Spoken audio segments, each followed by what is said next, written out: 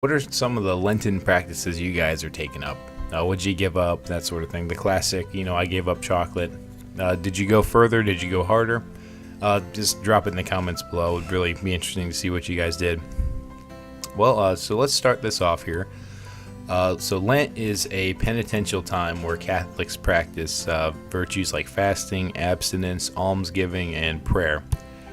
It's a time where you deny your body so that your soul can be strengthened. We do these things out of love for God and His kingdom. We do these things because they're the right things to do, and the church has told us to do them. But we also do them because we gain spiritual benefits for doing this, and this helps us become better Christians, better followers of Christ, and better people in general. Now, fasting is all over the Bible and writings from the early church. It's everywhere. Christ Himself famously, during our Lenten time, fasted for 40 days out in the desert. Fasting helps us get to that next level of prayer by denying our bodies in favor of attaining spiritual goods. And this specifically is called mortification. Now, mortification is kind of a scary word today. It has a lot of negative connotations. People think of mortification as, whipping yourself with a belt or throwing yourselves into a thorn bush like St. Augustine did. When he was tempted by the devil, he would throw himself into a thorn. On this particular occasion, he saw a rose bush as he was walking, and he had these impure thoughts, so he tossed himself into the thorn bush to take his mind off of it. And that's extreme, it doesn't always have to be that way. Mortification can be simple and very easy to do. It could be something like going to your favorite restaurant and picking out that favorite thing on the menu and then choosing to order something different deliberately. That's mortification. Or it could be that favorite piece of chocolate cake that you got at your birthday party. You choose not to eat that last bite even though you really want to. And that's the basic tenets of mortification. This is the main thing we're trying to cultivate throughout Lent. We're trying to build up our bodies, or we're trying to break down our bodies and build up our souls, rather. Now, we can also look at what the church says to help us cultivate this virtue. So first, we should always look at the standards for Lent. The church has minimum standards that everybody should follow. And they're based on age, all that. They laid everything out for you, so it's not complicated. And most of you guys will probably know these. They're very familiar to us. These were written in 1983, and they're part of the Code of Canon Law. So most people should know them from childhood. If you remember the old days before the new Mass in Vatican II, you might have had some different rules back then. So let's look at the first one here. So Canon 1250, all Fridays through the year and through the time of Lent are penitential days and times throughout the entire church. Canon 1251, abstinence from eating meat or another food according to the prescriptions of the Conference of Bishops is to be observed on Fridays throughout the year unless they're solemnities, and abstinence and fast are to be observed on Ash Wednesday and Friday of the Passion and Death of our Lord Jesus Christ. Canon 1252, all persons who have completed their 14th year, so if you're 14 years old, you are bound by the law of abstinence.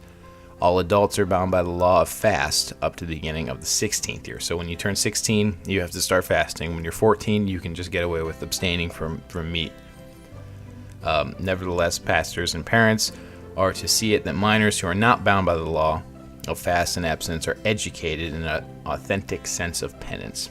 So you might get out of it when you're a kid, but you still got to learn about it. So parents are probably going to push it on you anyway. Sorry, kids. Canon 1253. It is for the Conference of Bishops to determine more precisely the observance of fast and abstinence and to substitute in whole or in part for fast and abstinence or other forms of penance, especially works of charity and exercises of piety.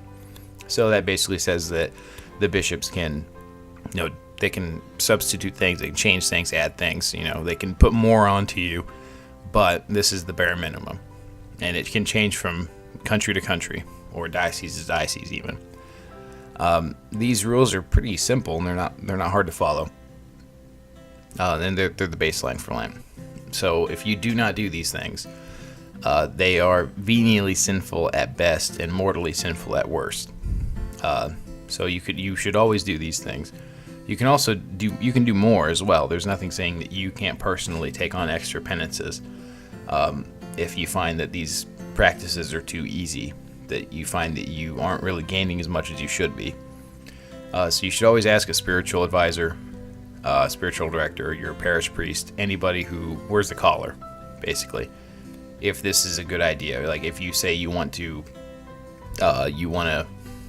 eat bread and water after sundown, for 40 days or something.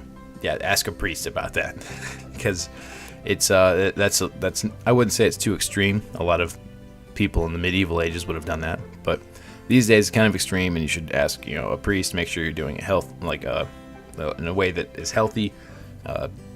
Concern a nutritionist with it too. Ask them and make sure what you're doing is safe for you. Now, what's interesting is if we look at the new requirements that we have, which are basically Lent throughout all of Christendom these days. There's not much that's been thrown on extra. So if we look at the old rules, and these are from the medieval ages, so I think these come from about 1320 something. So here's the basic rules.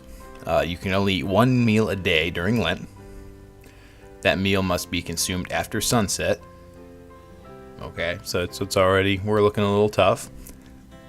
The meal cannot include meat, dairy, eggs, or alcohol. So that that limits it. So you're basically a vegan for 40 days, and with one meal as well. And then to step it up, if that's not enough for you, during Holy Week, you can only eat one meal consisting of bread, salt, herbs, and water. So it's already a lot tougher back in the olden days. And these particular ones, the one meal a day and after sunset, we typically do here at the Celtic Catholic team. Some days it's not possible, and we just can't. If you're out working hard or something, it's very tough to do that. You need calories, so we might take a collation or something like that. We definitely don't do the meat thing. Well, I personally don't. A couple of the other ones have given up meat and dairy. I don't know about eggs, and none of us drink. Well, one of us drinks, but yeah. So we've given up a lot of them, and these are all cleared things that we've done with our spiritual directors. We know these are fine for us to do, and we know our bodies and our limits, so we're doing it safely. We're not going crazy with it. But there's also another thing that we haven't done yet. If anybody does this, please let us know. There's a thing called a black fast, which sounds very ominous because it kind of is. The black fast is a day where you have no food or water, and these are done in Holy Week. I think the Eastern churches, the Eastern rites of the Catholic Church and the Orthodox Church both, I still believe they do have these black fasts still. I haven't done one myself in a very long time. I don't think I've ever done one intentionally. But yeah, they sound very brutal. But it seems like you could definitely get a lot out of it. But I challenge you to take on one of these things, or some of them, just to improve your spiritual life. Ask your spiritual director, hey, is it okay if I give up dairy throughout Lent? Is it okay if I just take one meal? And it doesn't have to be after sunset. It could be breakfast or something. If you're like a construction worker and you need that big morning meal, that you don't want to deny yourself something like that. But just ask and see what you can do. See what you can give up for Christ. But thank you for watching our little video here. Be sure to like us on Facebook. Check out our website at CelticCatholicMinistries.com. Facebook, we're over there at Celtic Catholic. Thank you guys so much for supporting us and helping us out.